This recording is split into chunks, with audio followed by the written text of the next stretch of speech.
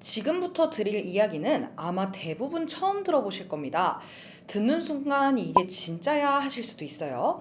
그 사실도 모른 채 우리 가족이 매달 보험료만 꼬박꼬박 내고 있다라고 생각해 보세요. 정말 속상하고 억울하지 않으신가요?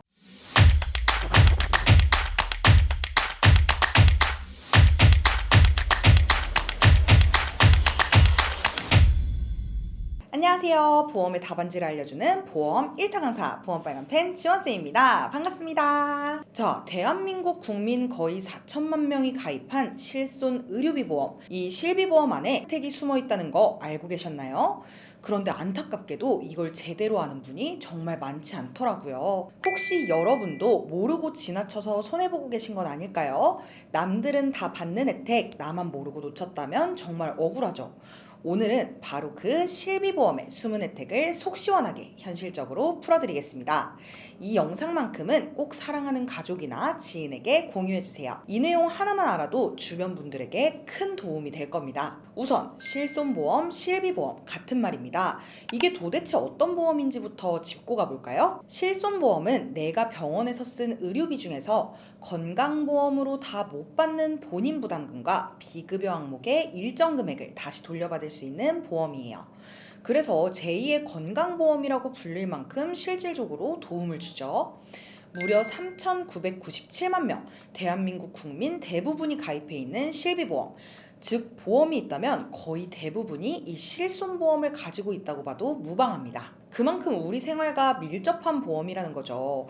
자, 그런데 이렇게 많은 사람들이 가입을 했는데 정작 그 안에 진짜 혜택은 얼마나 알고 계실까요? 그런데 이렇게 가입자 수도 많고 좋은 보험이라는 건 다들 알고 계시죠? 문제는 정작 제대로 몰라서 혜택을 못 보는 분들이 너무나 많다는 겁니다. 보험료는 꼬박꼬박 내고 있는데 막상 써야 할 땐 어떻게 써야 할지도 모르는 거죠. 그래서 오늘만큼은 제발 이 영상을 끝까지 보셨으면 좋겠습니다. 매달 내고 있는 그 보험료 100%로 제대로 활용할 수 있는 방법 알려드릴게요. 오늘은 어디서도 들을 수 없었던 실비보험의 변천사부터 활용법, 그리고 청구를 자주 하면 생기는 주의사항까지 속 시원하게 정리해드리도록 하겠습니다. 먼저 1세대 실비부터 살펴볼게요. 2009년 9월까지 가입한 실비보험을 1세대 실비라고 부릅니다. 전체 가입자의 약 19.1%, 5명 중 1명꼴로 가지고 있는 셈이죠. 그런데 이 1세대 실비 전문가들 사이에선 황금 실비라고 불릴 정도로 엄청난 장점을 가진 상품입니다. 예를 들어 내가 암 진단을 받고 입원과 수술 치료까지 총 3천만 원의 의료비를 썼다고 가정해 볼게요. 그럼 본인 부담금 하나도 없이 3천만 원 전액을 돌려받을 수 있습니다. 실비보험으로 전부 처리가 된다는 거죠. 통원 치료도 마찬가지입니다. 병원에 가도 자기 부담금이 고작 5천 원밖에 안 됐어요. 물론 당시엔 기준이 지금처럼 명확하지 않아서 보험사마다 보장 내용이 조금씩 달랐다는 특징이 있긴 합니다.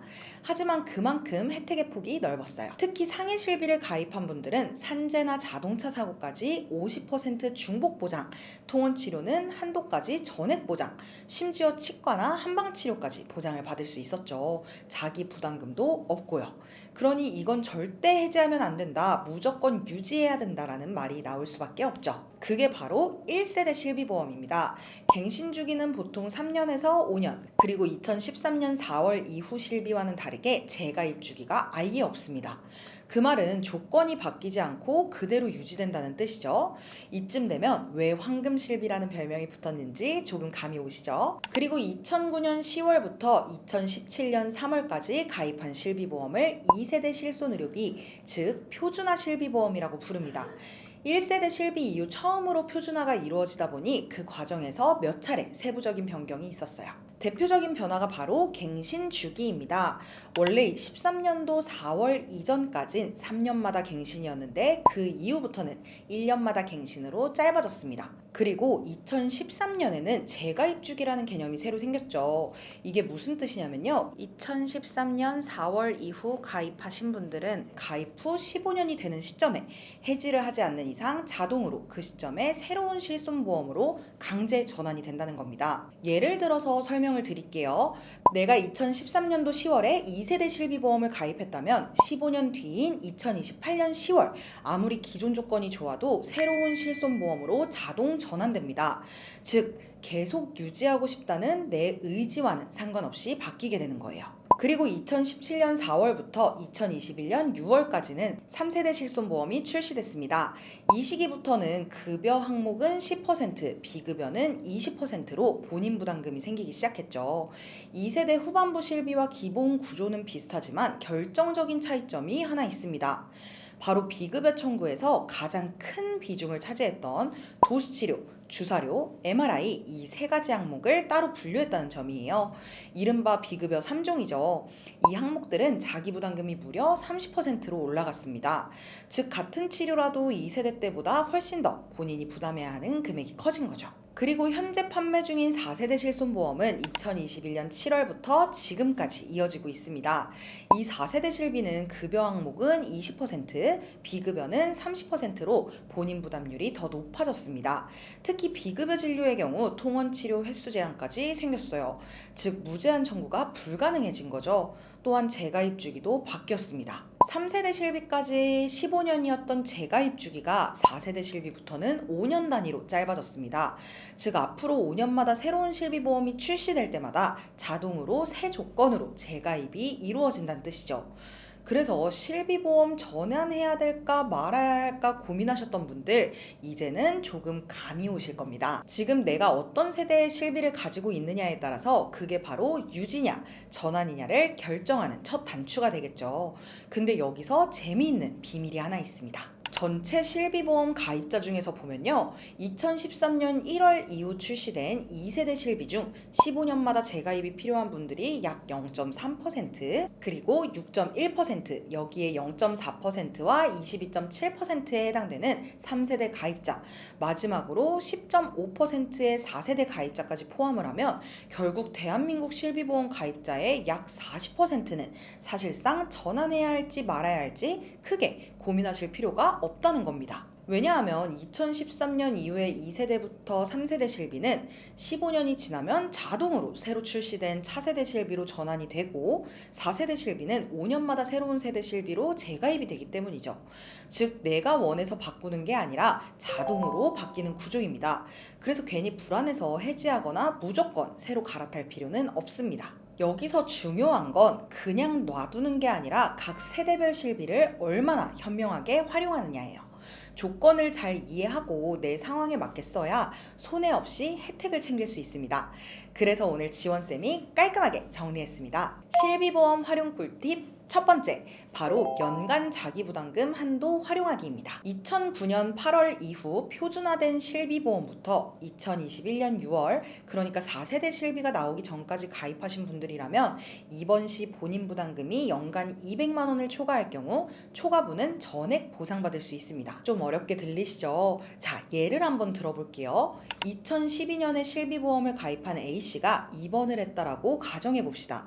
병원비가 5천만 원이 나왔어요. 자기 부담금이 10%라면 원래는 500만 원을 본인이 내고 나머지 4,500만 원을 돌려받는 구조죠. 그런데 연간 자기부담금 한도가 적용되면 이야기가 달라집니다. 200만 원까지만 본인이 내면 되니까 결국 5천만 원 중 4,800만 원을 보상받게 되는 겁니다. 이 사실 알고 계셨던 분들이 얼마나 되실까요? 이건 진짜 꿀정보입니다. 이 내용은 주변 분들께도 꼭 알려주세요. 다들 모르고 놓치고 계시거든요.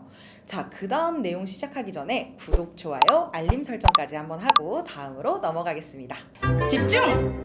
자, 그런데 여기서 4세대 실비보험을 가지고 계신 분들은 조금 다릅니다. 과거 1, 2, 3세대 실비의 경우는 급여 플러스 비급여를 합쳐서 연간 200만 원이 한도였지만 4세대부터는 급여와 비급여가 분리되었어요. 나는 지금 4세대 실비를 가지고 있다 하시는 분들 이 부분 진짜 중요합니다. 집중하세요. 간단히만 정리드리면 급여 항목은 기존과 동일하게 연간 200만 원 상한이 적용됩니다. 하지만 비급여 항목은 한도 제한이 없습니다. 즉 비급여는 본인이 부담해야 한다는 뜻이죠. 자, 예를 하나 더 들어볼게요. 급여 항목으로 치료비가 3천만 원 나왔다라고 하면 4세대 실비의 급여 자기부담금은 20%니까 보통은 600만 원을 제외하고 2,400만 원을 돌려받게 됩니다. 그런데 여기서 연간 자기부담금 상한 200만 원이 적용되면 2,400만 원이 아니라 2,800만 원을 보상받게 되는 거예요. 이렇게 실비보험에는 우리가 생각하는 것보다 훨씬 큰 혜택이 숨어 있습니다.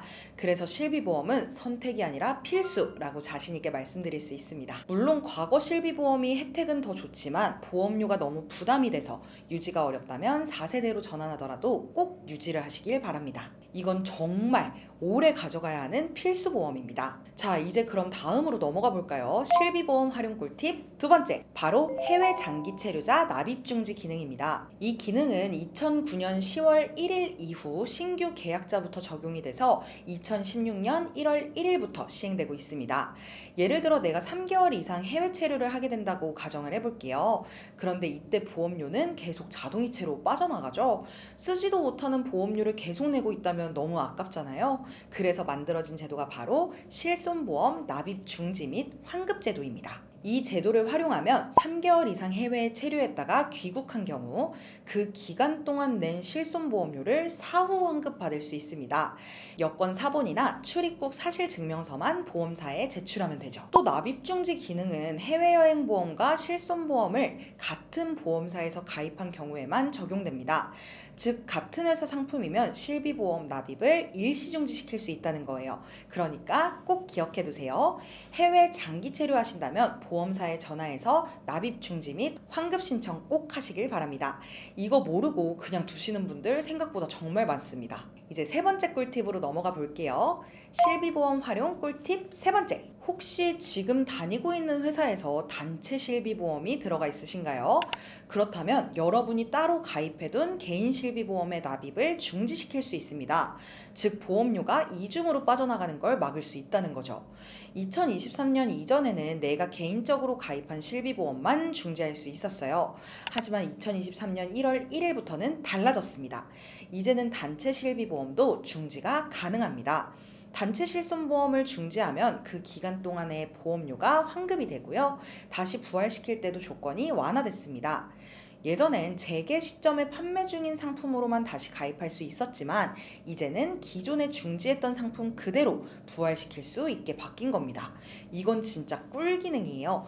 내가 원할 때 개인 실비든 회사 단체 실비든 원하는 쪽만 중지시킬 수 있습니다. 근데 이런 좋은 제도 아직도 모르시는 분들이 너무 많아요. 그래서 꼭 주변 분들께도 이 영상 공유해 주시고 이 기능들 활용해서 불필요한 지출은 확 줄이시길 바랍니다. 자, 그리고 간혹 이런 질문도 많아요. 단체 실비랑 개인 실비 둘 다 보장받으면 더 좋은 거 아닌가요? 좋은 질문이죠. 하지만 실손보험은 중복 보상이 아닙니다. 비례 보상이에요. 즉 두 개를 다 들어도 보험금이 2배로 나오는 구조가 아니다라는 뜻이죠. 쉽게 말해서 내가 1세대 실비를 가지고 있고 병원비로 2천만 원이 나왔다라고 해볼게요.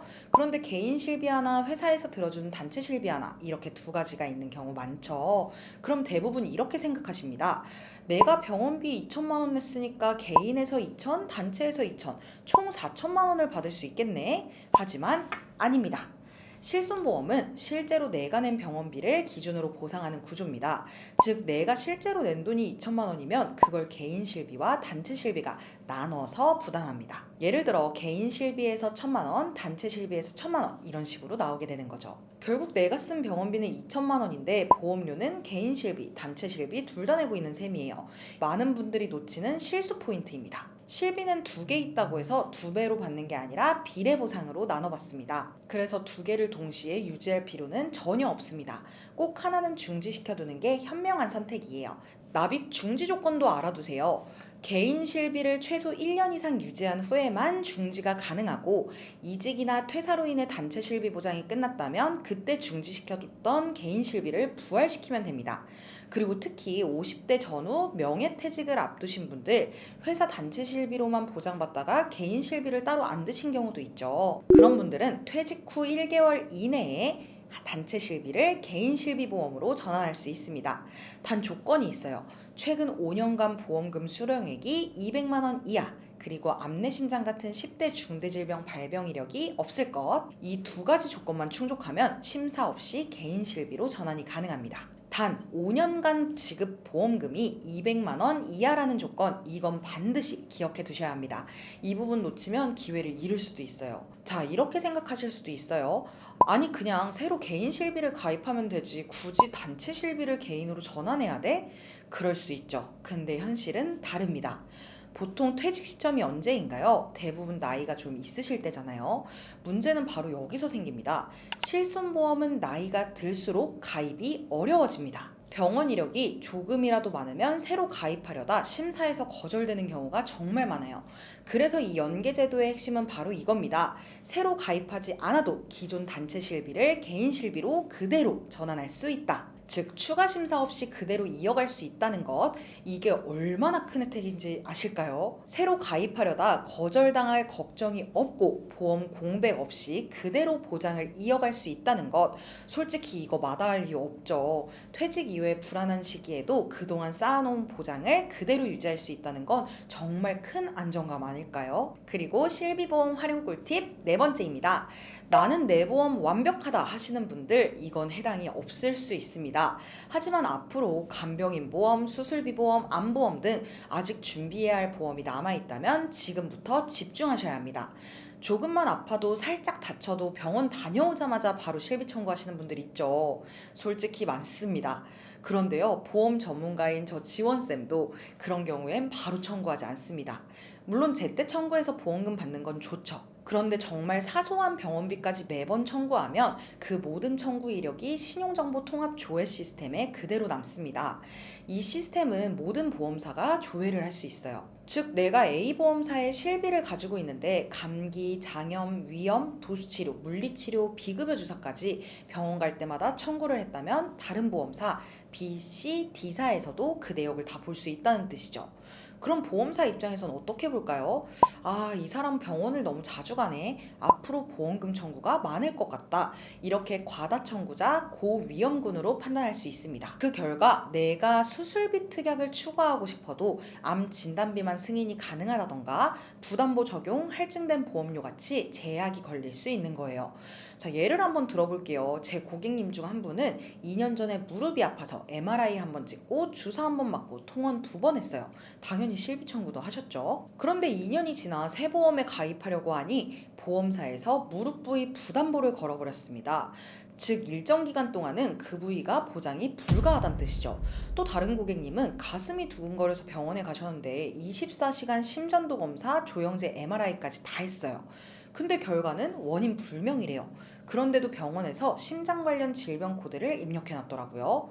보험사에서는 그런 관련 없는 병이라는 증빙을 제출하라면서 검사 결과지나 진료 기록 제출 요구까지 했습니다. 별것 아닌 진료였는데 괜히 서류 제출하느라 고생만 한 케이스죠. 그리고 요즘 정말 많죠. 도수치료, 물리치료, 예를 들어 거북목 때문에 3년 동안 육회 치료를 받았다면 사실 고지 의무는 없습니다. 5년 이내 통원 7회 이상일 때만 고지 대상이니까요. 그런데 이게 실비 청구를 해버리면 이야기가 달라집니다. 보험사에서는 어떤 부위였냐, 어떤 이유로 치료를 했느냐, 전부 추가 고지를 요구를 합니다.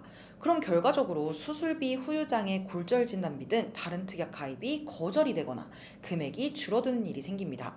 그래서 드리고 싶은 말씀은 이겁니다. 당장 몇만 원, 몇십만 원 급해서 바로 청구하기보단 보험 준비가 끝나기 전까지는 조금 기다리세요. 보험금 청구권은 3년간 유효합니다.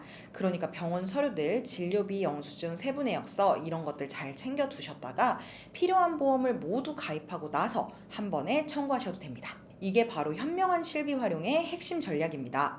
보험은 빨리 받는 게 다가 아니라 언제 어떻게 청구하느냐가 더 중요하다는 거 꼭 기억해 두세요. 그리고 혹시나 오해하실까봐 한 가지 꼭 짚고 넘어가야 할 부분이 있습니다.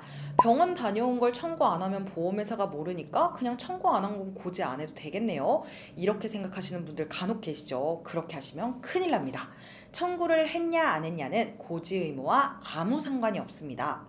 고지 대상에 해당되면 무조건 고지하셔야 합니다. 예를 들어 이런 항목들인데요. 최근 3개월 이내 병원 방문 이력, 최근 1년 내 검사로 추가 검사나 재검사 받은 적 있는지, 최근 5년 이내에 입원이나 수술 이력 같은 질환으로 7회 이상 치료받은 적이 있는지, 30일 이상 약을 복용했는지, 그리고 최근 5년 내 암, 백혈병, 고혈압, 협심증, 심근경색, 심장판막증, 간경화, 뇌출혈, 뇌경색, 당뇨, 에이즈 진단이나 치료 이력이 있는지, 이런 항목에 해당이 되면 청구 여부와 상관없이 무조건 고지하셔야 합니다. 자, 예를 들어 고혈압 진단을 받고 30일치 약을 처방받았지만 약을 먹지도 않고 버렸다고 해볼게요. 실비 청구도 안 했습니다. 그런데 이 경우에도 고지 대상입니다. 왜냐하면 고혈압은 5년 이내 중대질병에 포함되기 때문인데요. 즉 진단받은 사실 자체만으로도 고지해야 하는 거죠. 좀 더 쉽게 설명을 드리면요. 예를 들어 2년 전에 허리를 삐끗해서 도수치료를 5번 받았다라고 해봅시다. 규정상 5년 이내 7회 이상이 아니니까 고지 대상은 아니에요. 하지만 그 5번을 전부 실비로 청구했다면 이야기가 달라집니다. 보험사 입장에서는 이건 치료 이력으로 잡히기 때문에 가입신사 때 이렇게 물어봅니다. 언제 치료받으셨죠? 진단명은요? 부위는 어디였나요? 총 몇 회 치료받으셨죠? 결국 결과는 어떻게 될까요? 이 특약은 삭제하셔야 합니다. 허리 부위는 일정 기간 보장 제외입니다. 보험료를 조금 더 내셔야 합니다. 이런 식으로 불이익이 생길 수 있습니다. 그래서 제가 늘 강조드리는 게 있습니다. 바로 보험금 청구 소멸시효 이겁니다. 보험금 청구는 3년 이내에만 하면 됩니다. 즉 꼭 당장 청구하지 않아도 된다는 뜻이죠. 병원 서류만 잘 챙겨두셨다가 보험 점검이나 설계가 다 끝난 후에 한 번에 청구하셔도 아무 문제 없습니다. 실비보험 활용 꿀팁 5번째, 그리고 4세대 실비보험을 가지고 계신 분들을 위한 활용 꿀팁이 또 있습니다. 4세대 실비보험 가입자분들은 조금 예외가 있습니다. 바로 비급여 차등제라는 제도가 적용되기 때문인데요. 이 비급여 차등제는 말 그대로 전년도에 내가 얼마나 비급여 보험금을 수령했는지에 따라 다음해 보험료가 달라지는 제도입니다. 쉽게 말해서 비급여 보험금을 하나도 안 받았다면 5% 할인, 100만 원 미만으로 청구했다면 보험료는 그대로 유지. 하지만 그 이상 청구하게 되면 이야기가 달라집니다. 기준 금액을 넘는 순간부터는 청구 금액에 따라 최대 300%까지 보험료가 할증될 수 있어요. 즉 100만 원을 초과해 청구하면 내 보험료가 오를 수도 있다는 뜻입니다. 실제로 4세대 실비 가입자 중 한 분이 이 제도를 정확히 모르고 2023년, 2024년 비급여 보험금을 한꺼번에 청구하셨대요. 그 결과 수령액이 100만 원을 넘어서 버렸고 25년도부터는 보험료가 2배로 인상된다는 통보를 받았다라고 합니다.